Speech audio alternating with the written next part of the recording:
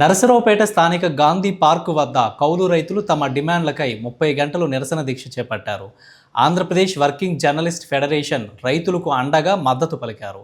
దీక్షలో పలువురు federation journalist మిత్రులు పాల్గొని సంఘీభావం తెలిపి కూటమి ప్రభుత్వం కౌలు రైతులకు ఇచ్చిన హామీలను నెరవేర్చాలని డిమాండ్ చేశారు. ప్రత్యేకంగా ఏ రైతు కూడా ఇప్పుడు ఇందాక కాంప్రేడ్ మాట్లాడినట్టుగా 70-80% రైతులు 2 ఎకరాలు 3 ఎకరాలు సన్నకారు రైతులు చేస్తున్నారు అన్నారు. అసలు 70% కాదు.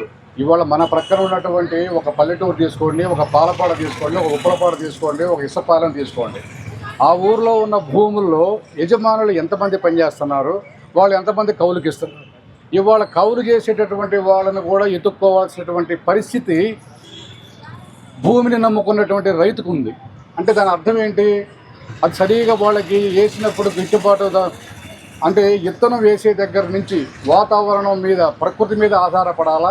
దాని తర్వాత పెంచేటటువంటి విత్తనం దగ్గర నుంచి అంటే దానికి వచ్చినటువంటి విత్తనం సబ్సిడీతో పాటు అది డూప్లికేట్ కాకుండా ఉండాలి. ఇంకక్కడి నుంచి ఎత్తుక్కుంటూ ఇంటికి పంట వచ్చేంత వరకు దినదినగణంగా బతికే వ్యక్తుల్లో ఎవరయ్యా అంటే ఒకే ఒక వ్యక్తి రైతు. అందరం కూడా ఆల్మోస్ట్ ఆల్ రైతుల దగ్గర నుంచే వచ్చాం, రైతు కుటుంబాల నుంచే వచ్చాం. ఇవాళ భూమిని సాగు చేసేవాడు లేరు. కానీ వీళ్ళు పాదయాత్రలు కావచ్చు, ఇప్పుడు ఏర్పరిచినటువంటి కూటమి ప్రభుత్వం లోకేష్ గారు కావచ్చు, సీఎం చంద్రబాబు గారు కావచ్చు, వాళ్ళు మేనిఫెస్టోలో పెట్టారు. ఏమని ఎవరూ అడగలేదండి. అసలు ఇక్కడ జరిగేటటువంటి గొప్ప మనం చెప్పుకోవాల్సింది ఏంటంటే ముందు ముఖ్యంగా మనలో కూడా ఒక ఆలోచన విధానం రావాలి. ఏంటి?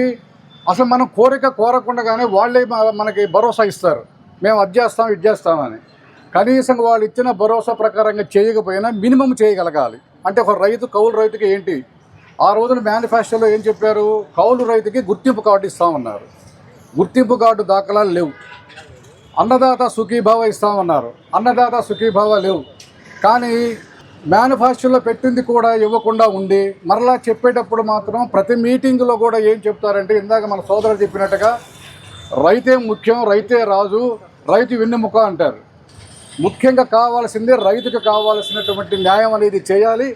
రైతుకు న్యాయం చేసేంత వరకు ఈ కౌలు రైతుల సోదరులకి మేము ఆంధ్రప్రదేశ్ వర్కింగ్ జర్నలిస్ట్ ఫెడరేషన్ తరఫున మేము మద్దతు ప్రకటిస్తున్నాము.